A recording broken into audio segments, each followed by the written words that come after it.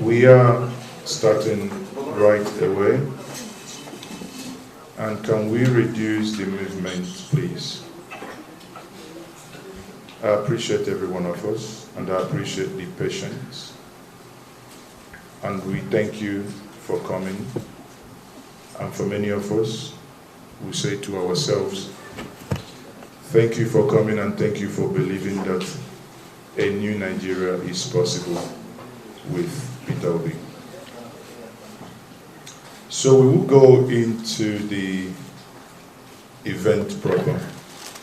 But before we do that, it is my privilege, and on behalf of the Board of Trustees and all members of the Peter Obi Support Network, to welcome you to this World Press Conference. And this World Press Conference obviously is centered around the 2023 presidential election, and to update the world the projections of Peter Obi Support Network as it regards to the 2023 election and what we are expecting. Gentlemen of the press, once more, you're welcome. And if I may borrow a word from our principal, he will say, I sincerely apologize for the late start. But we make it up to you. We will be very quick and brief. It is my pleasure to welcome all of you to this World Press Conference, organized by the Peter Obi Support Network, also known as the POSN. We are here to address some salient issues surrounding the 2023 presidential elections. We will present to you our projections regarding the result of the 2023 election and which of the candidates will win certain areas and by what margin. To address the harmful propaganda that the People Democratic Party, the PDP, the ruling party of Progressive Congress, APC, against the Labour Party that has Mr. Peter Obi as its presidential candidate. As we all know, since the advent of democratic dispensation, the two major political parties have consistently disregarded people's opinion. We have witnessed growing discontent and efforts by our decadent political leaders to reinforce ethnic and religious bigotry. All of us are disillusioned that our country has sadly been turned into a killing field where human lives are of no value anymore. A nation that is now rated as the headquarters of poverty, despite enormous human material resources that God has given us and bestowed us to this nation generously. These are all factors that will swing 2023 election. And now the question is, how will the mainstream media handle this imminent defeat?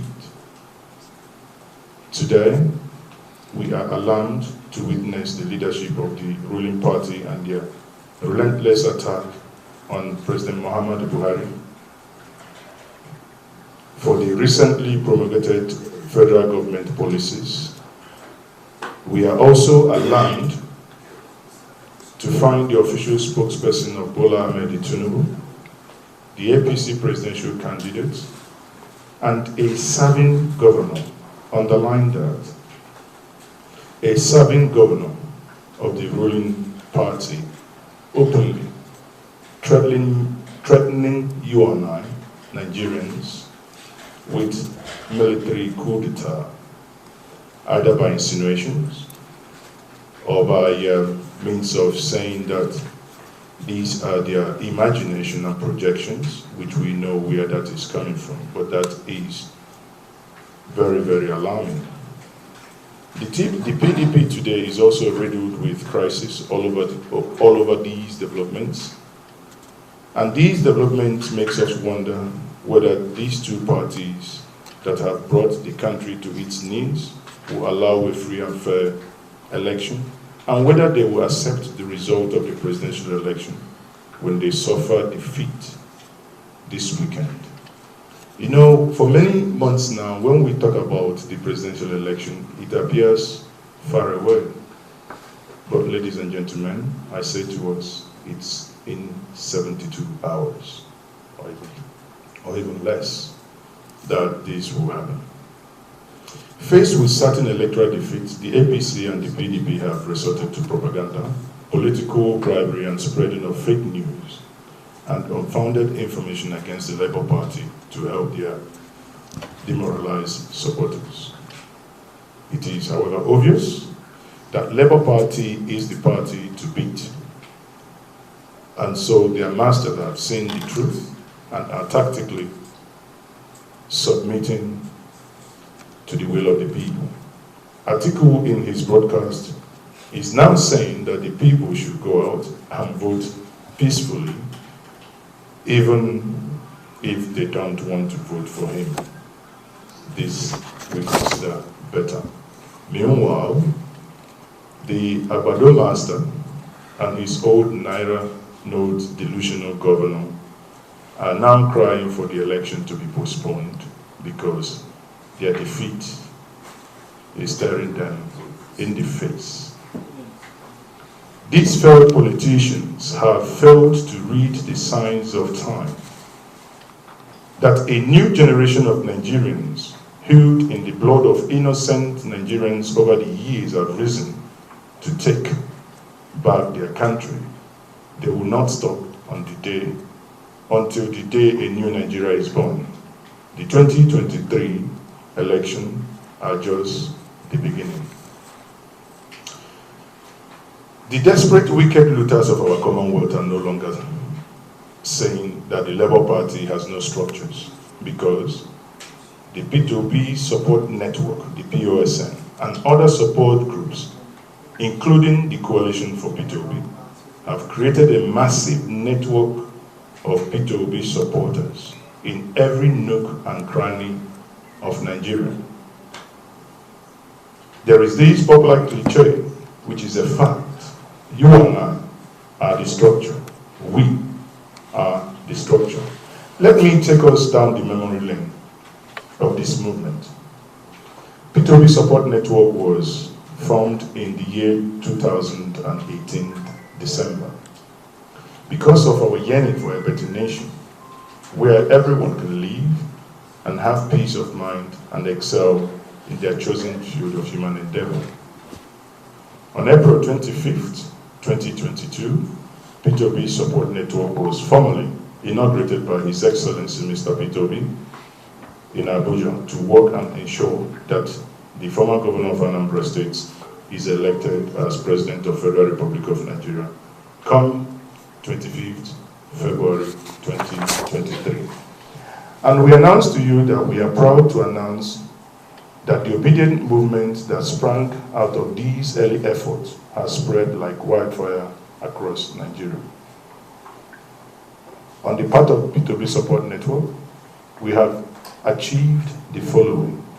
There is honestly a lot that we have achieved, but we just need to mention but few. We have established functional network of, in all the 36 states of the Federation, including the FCT.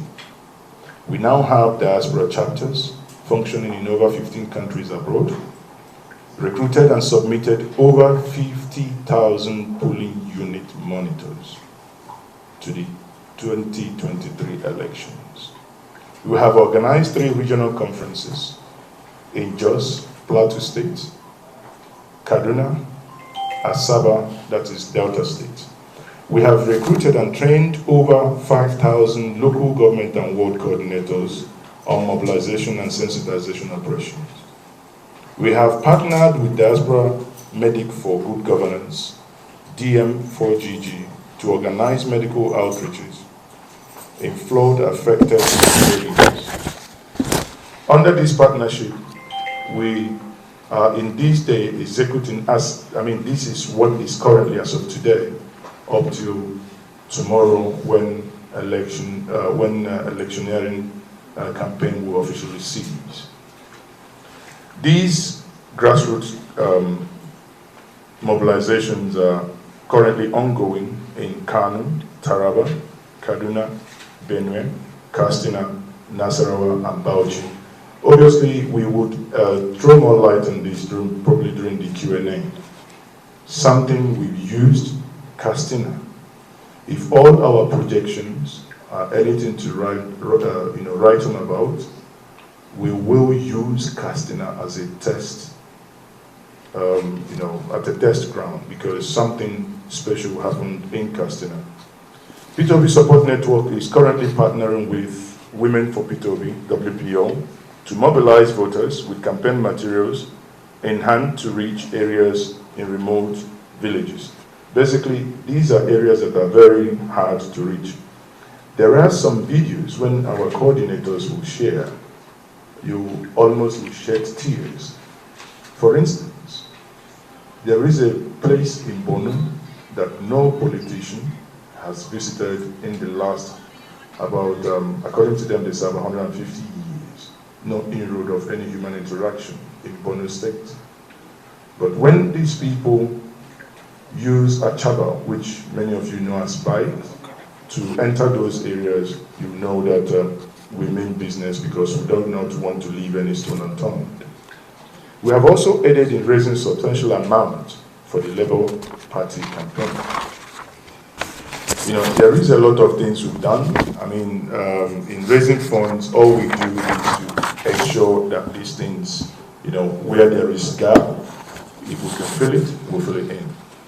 We have printed and distributed over 2 million campaign materials for sensitization and mobilization across the country. We initiated a novel project titled Sponsor Your Ward Project, which aided individuals to take ownership of their various wards in their villages and sponsor ward activities and political engagement on various wards through our network of local government and ward coordinators. This project is very novel that it has helped in pushing the P2B's gospel to the grassroots. Our decision to support P2B is as a result of our realization that the ruling party and the main opposition party, the People's Democratic Party, do not care about the insecurity and poverty that has bewildered our nation. All they care about is enrich themselves, their families, and their cronies. They have turned Nigeria to personal estates where they can do whatever they like, with lives of over 200 million Nigerians without consequences. Now, you may be wondering at this point, the man P2B, obviously many of you have watched thousands and hundreds of clips about him. But for the benefit of those who may still not know and may be in doubt to say who is the man P2B, let us give you a brief background about P2B political sagacity. The businessman turned politician came into political space of Anambra State when the state was in political bondage. Literally in political bondage, as the movie by Kenneth Okonkwo, Living in Bondage. At that point, we indeed lived in bondage. Schools were shut, and government house also burnt. Now, at that point, there is also one thing that Anambra State at that point suffered, which is godfatherism. After a protracted legal tussle, he finally broke the bond that were holding the state in bondage. He turned the states into a peaceful and prosperous state. Much better financially, health-wise, in all spheres, he turned it better than he met it. We therefore strongly believe that Mr. P2B has the capacity, competence, the character to break the political elite criminal structures of greed and corruption if elected as the President of the Federal Republic of Nigeria. During his tenure as Anambra State Governor, Anambra became the first to commence sub-sovereign wealth savings, the first of its kind in sub-Saharan Africa. The Nigerian Debt Management Office, the DMO, rated Anambra State as the least indebted state in Nigeria, despite visible and measurable achievements recorded in various sectors. The state under him did not borrow nor raise any bonds for our various projects that were never abandoned, I must add.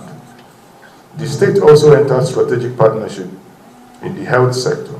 Through the partnership, his government funded the transformation of 1. ENU Hospital, Ogidi, Our Lady's Lourdes Hospital, Ihiala, St. Charles de Borromeo Hospital, Onitsha, Holy Rosary Hospital, Waterside, Onitsha, St. Joseph Hospital, Adazinu. His government also built the Joseph Muilu Heart Center in Joseph Adazian, where heart operations are now being performed.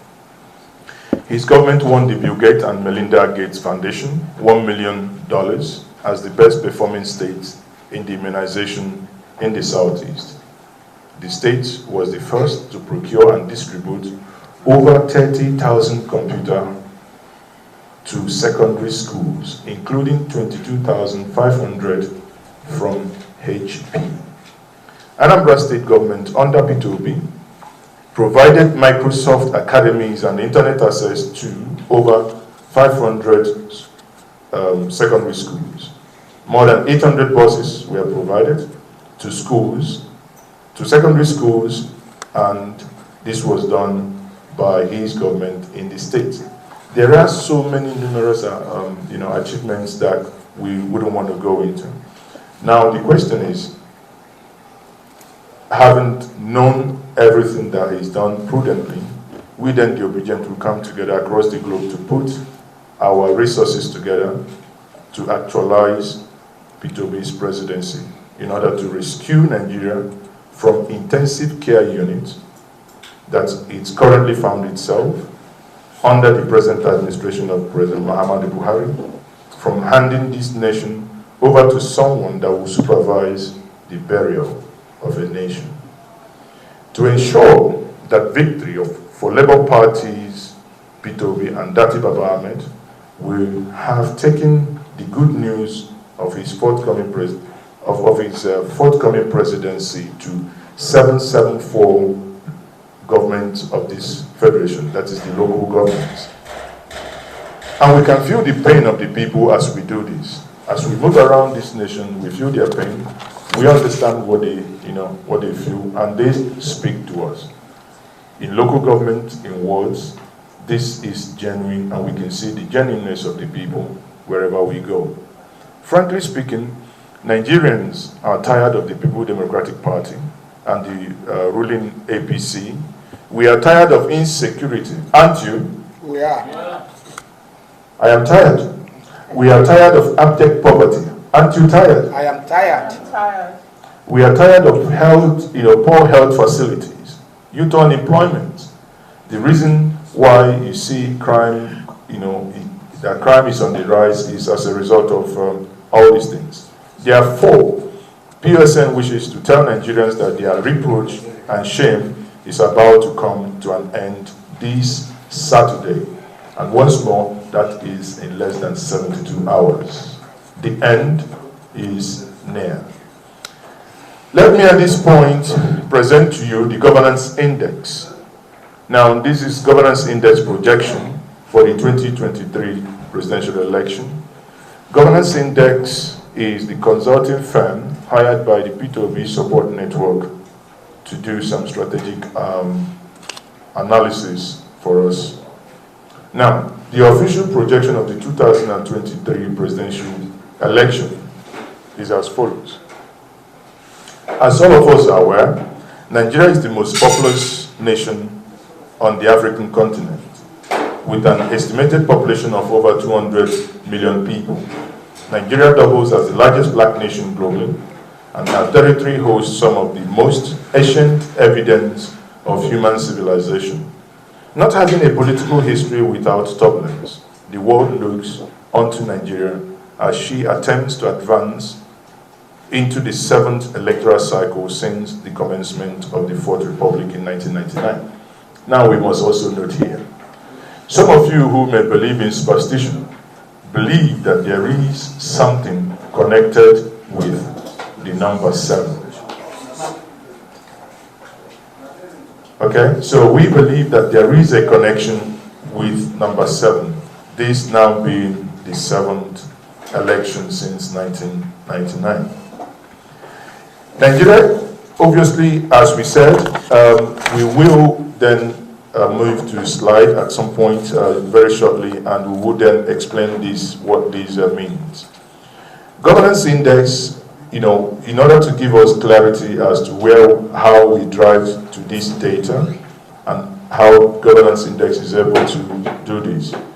You understand that governance index has conducted a series of voter demographic analysis, historical election result analysis, opinion polls, as well as current political sentiment analysis between May 2022 and February 2023 to gauge the mode of Nigerian electorate to determine the voting directions across various states and geographical zones.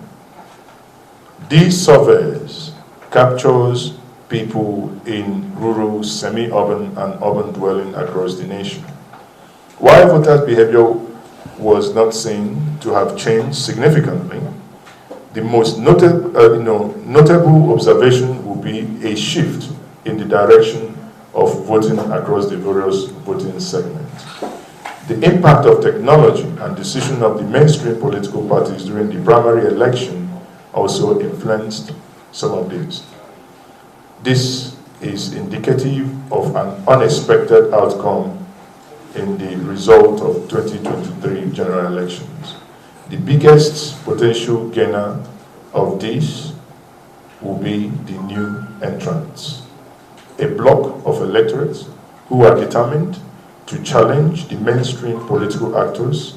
Can they withstand the last-minute political upheaval that this is bringing to the table? Now let's move to the slides. When we look at these slides, you will see very clear that the leading political parties and their candidates, obviously we have there Bola Ahmed Tinubu, Peter Gregory. Thank you very much for putting that light up so we can see from this slide. Rabiu Kwankwaso and Atiku Abubakar. There are more, but we believe that concentrating on these 4 candidates will help to drive home the analysis. Projection of the popular votes distribution among the 4 leading political parties. You can see in summary here that our projection based on data shows that APC, in terms of total percentage of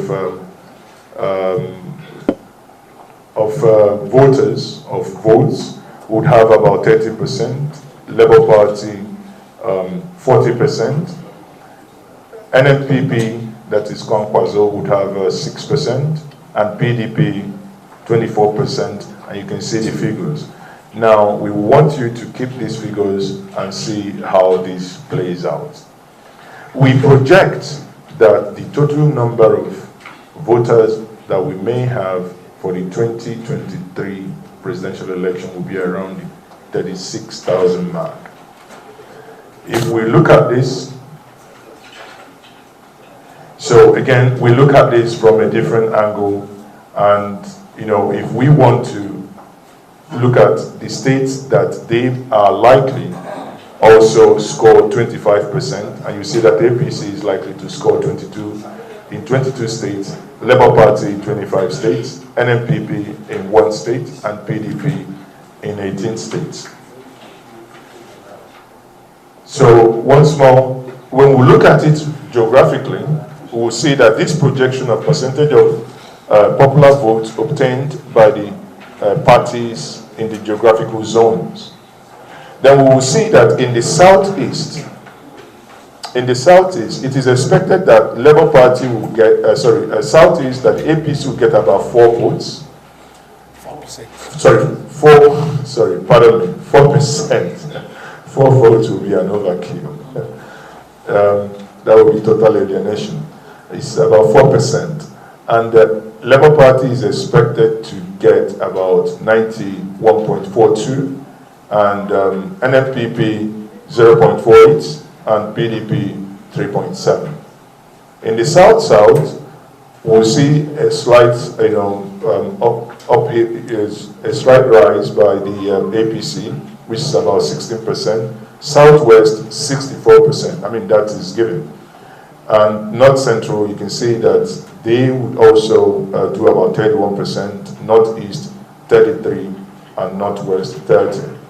Now, if you go to Labour Party, as I said before, Southeast 91%, South 68%, and Southwest 25%, and North Central 33.5%, Northeast 22.6%, and Northwest 15%.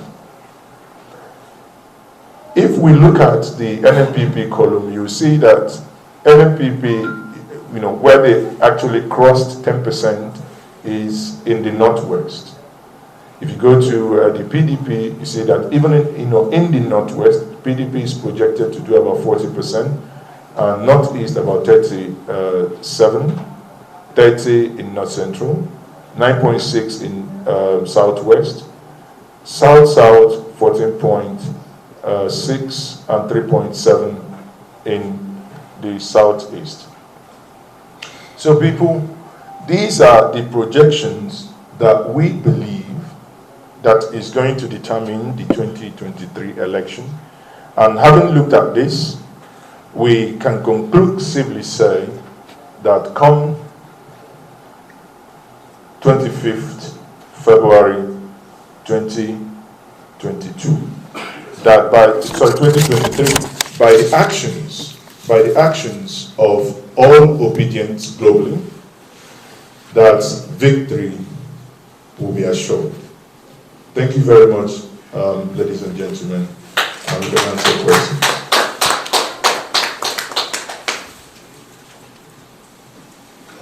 So, do we have?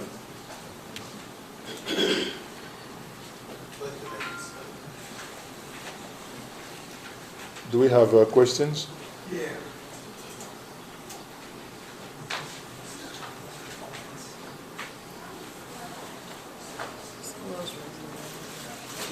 Okay, can someone, I think we have 2 mics. Hello. Sorry, just a quick question. Yes.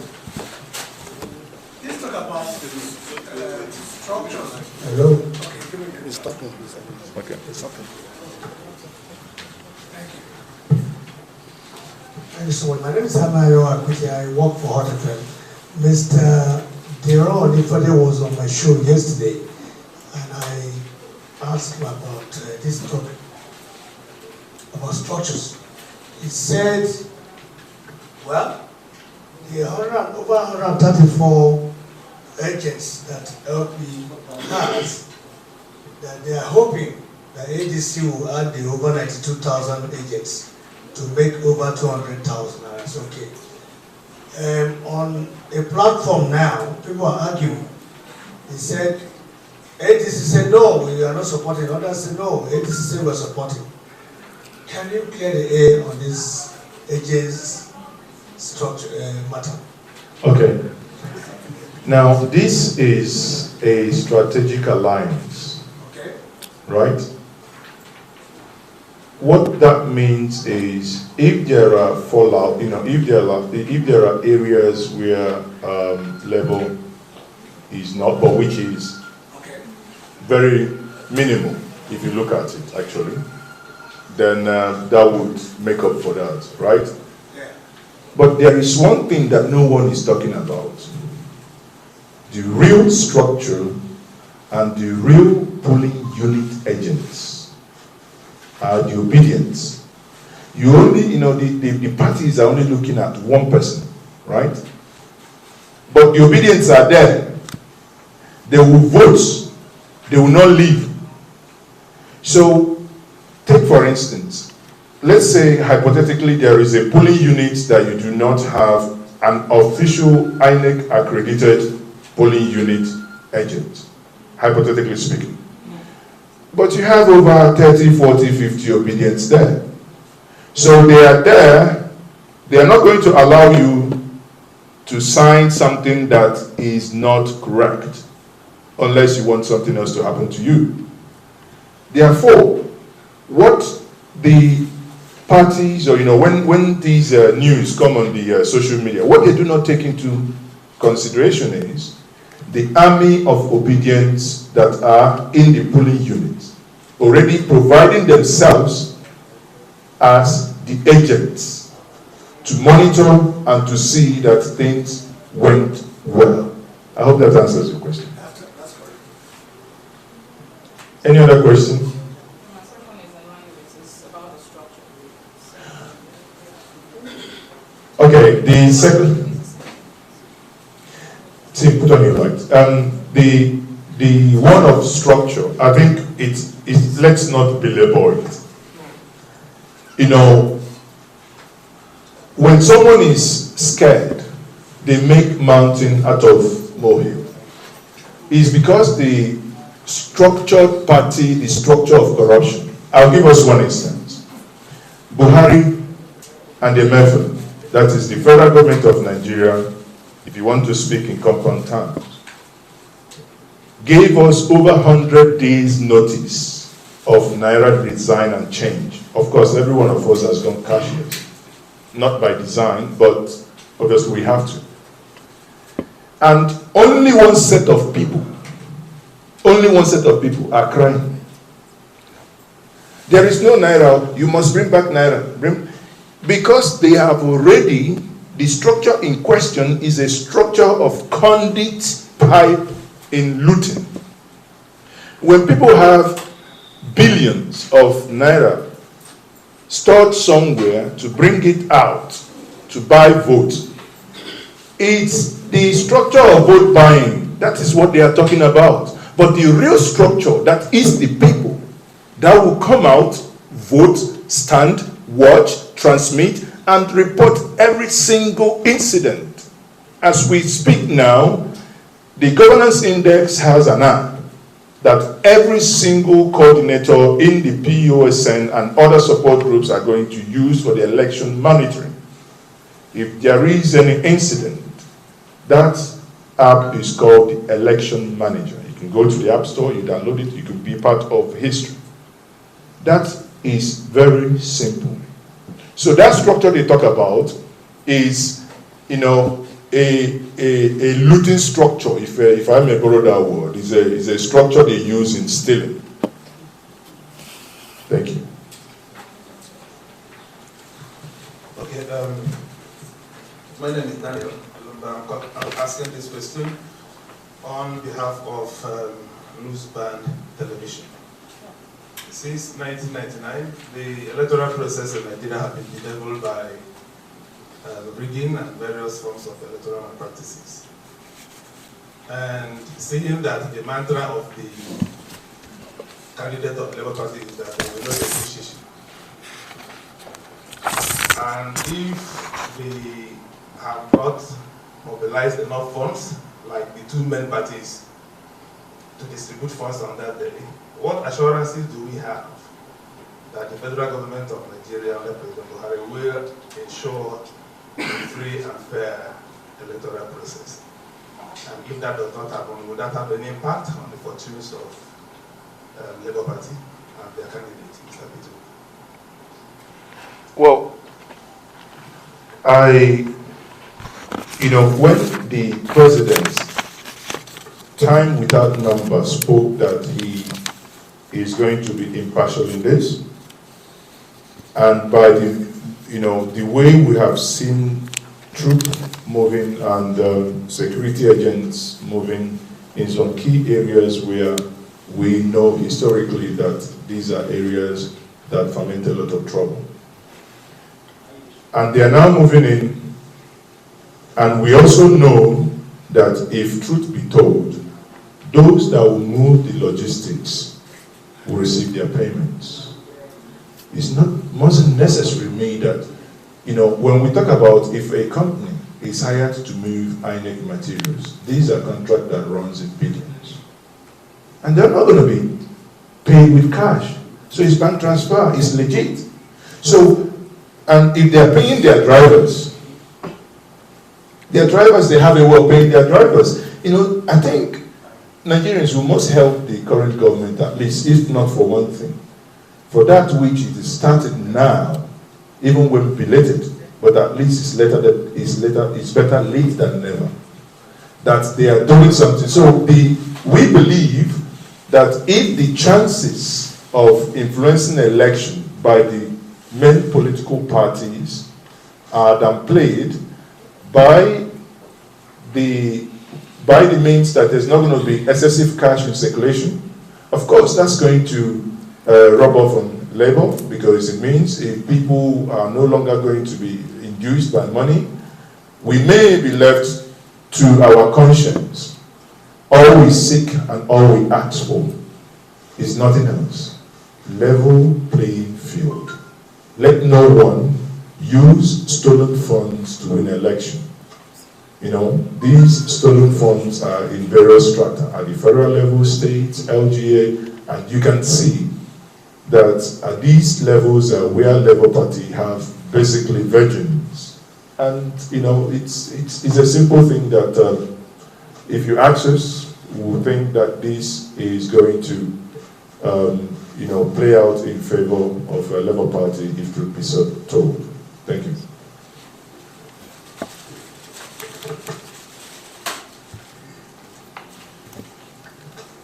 My name is Tony Zimaka. I work with the newspapers.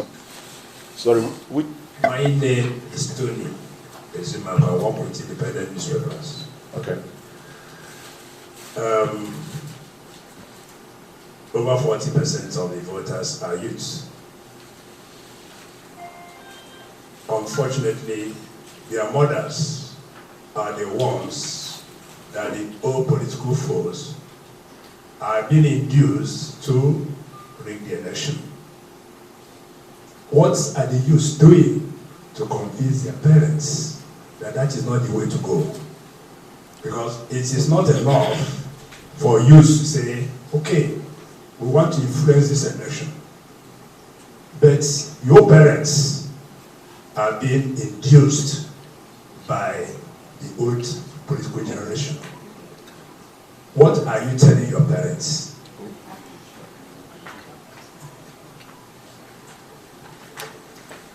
Okay.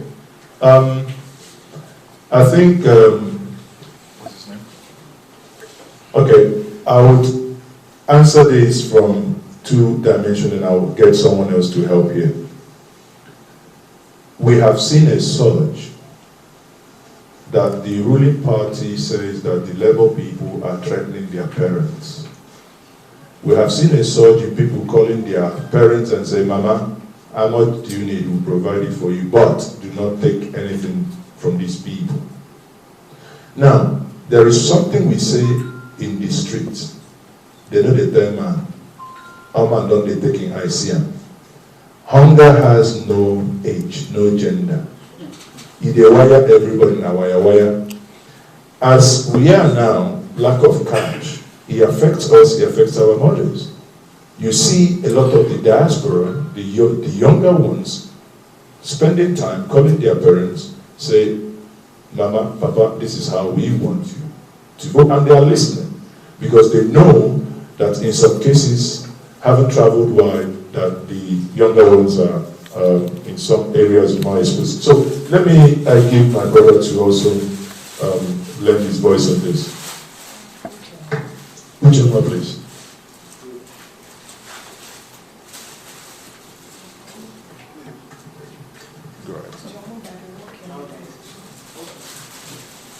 The reason why, and you just explained the work your mother does. He's a young man. the story might help to make that clarification. Thank you very much. Okay. Thank you very much. My name is Chungwa. Just to help to answer the question, I think the parents who, like he said, who understood that hunger doesn't have age and does not, I think they are not listening to anybody who came to tell them probably you have to vote for some other person other than our principal. So what they are doing in my own particular area is that they are, even with their children, they are going around telling them that yes, this hunger and insecurity they are experiencing. It's not that it is this as our president Mr. PDP that brought it into Nigeria, but it's the ruling party or the ruling class, political class that brought it. And for you not to vote for a change that will bring that real change in security issues and economic issues in the country, it's like you're committing a sin before your dad or your mother. They are really going around talking to, even as some of them who are in school, who must come back to do to vote, or whoever, or one of them, or some of them that have transferred their voters, their voting power there where they reside in school, may not come back. And if any of those who are home or who are with them in their villages or in town where they stay, they are not averse to the truth that it is only the right way to go, and they are going around from one door to the other, asking these critical questions: are you not touched? Are you not touched? Are you not put off because of these issues? So the bottom line is that the parents really, yes, they are not. They may be corrupt. There's some of them, but most of them are really interested in ensuring that there's a change in the country by going around with the children, or with even those of them who are of age to vote, to telling people that it is really the right thing to do for us to be voted for. Thank you very much. Good morning, everybody. My name is Sir Olatunde Okelana, MSc JP. I am the Oyo State Coordinator for Peter Obi Support Network. I am also the lead coordinator for Labour Party Presidential Campaign Committee for Content and Grassroots Mobilization. In my dealings with the youth, because we were able to collapse the youth vanguard of the other party that I belong to, me and Peter Obi, before Peter Obi came to Labour Party. We've been able to collapse the youth, and what we've gathered from them is that their parents who retire from the civil service in the last 4 years has not been paid. Some of them are for example, Ladoke Akintola University of Technology of Ogbomoso, who are supposed to spend 5 years to get a degree in technology. They spend 7 years, 8 years, but they now believe that coming February 25, they want to take the agitation, they want to take their what they've observed in the present government of 7 years going to 8 years to the poll, and they've been able to convince their parents why they should be obedient. Not just obedient, obediently to be useful on the election day for 3 reasons. Some of them will vote Peter Obi that have PVC accepted. Those that does not have PVC will work as polling unit canvassers. You know, we have 176,894 polling units in Nigeria in 774 local governments. And these youths are the structure Peter Obi support network rely on. When you are talking of support group, I discovered something for the first time. I've been of voting age since 1983 before I joined Nigerian Army. I discovered that this is the first time in Nigerian history Nigerians themselves gather themselves spend their money, create time to elect a president. That man is a chosen man of God. Is the man God has chosen, and that's the reason why the man is working like a spirit. If the man, you might be surprised now if it's convenient. He can be here before we finish this meeting. He won't tell us that he's coming. He worked like a spirit. But I want to tell all the youth of this country, because during this World Conference by Peter Obi Support Network, that there should be no voter apathy. They should remove the apathy on Saturday and go out and vote en masse. Their life is secured by God. That's number one, because the hand of God is in it. Their life is also secured by the security agents. Their life is also secured by themselves, and that is 3 in 1. We are working with the Holy Trinity, the Father, the Son, and the Holy Spirit. From the triangle, is either facing up or facing down. It's a point of manifestation. God is already on our side. We will take back our country. Amen. Then Nigeria is possible with Peter Obi and Obi that year. Thank you. God bless you. So thank you, everyone, fellow citizens. You've seen yourself. Our emancipation is coming. Peter Obi is coming. A vote for Peter Obi is to save. Is a vote for posterity. A vote for security. A vote for employment, a vote for good governance, a vote for good roads, a vote for quality education, a vote for quality health facilities, a vote against nepotism, and a vote to destroy structures of corruption in the country. Fellow Nigerians, we urge you to come out en masse to vote for Peter Obi this weekend. It is the pathway to nation's promised land. Don't vote for someone that will supervise the burial of the nation, which is already in an intensive care unit under President Muhammadu Buhari. Thank you, ladies and gentlemen, for being part of this history in the making. Thank you once more for your attendance. Thank you.